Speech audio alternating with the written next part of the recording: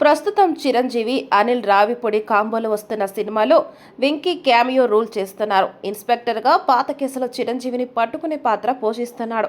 సీరియస్గా ఉంటూనే కామెడీని కూడా మిక్స్ చేశారు దర్శకుడు అనిల్ రావిపూడి. బాలయ్యతో చేయబోయే సినిమా ఏదనేదే స్పష్టత ఇవ్వలేదు. సినిమా మాత్రం చేస్తున్నట్లు వెంకీ స్వయంగా ప్రకటించాడు.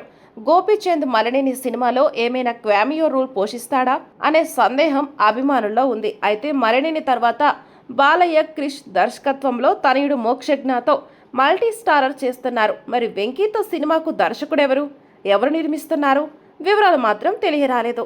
బాలకృష్ణ వెంకటేష్ కలిసి నటిస్తే ఇదే వారి మొదటి చిత్రం అవుతుంది. వీరిద్దరి కాంబోలో గతంలో ఎన్నోసార్లు సినిమాలు తీయడానికి ప్రయత్నాలు జరిగాయి, కానీ కుదరలేదు. ఇప్పుడు కుదురుతోంది.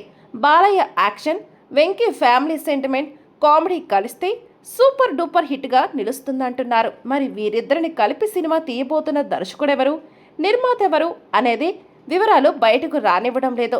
త్వరలోనే బయటకు వచ్చే అవకాశం ఉంది.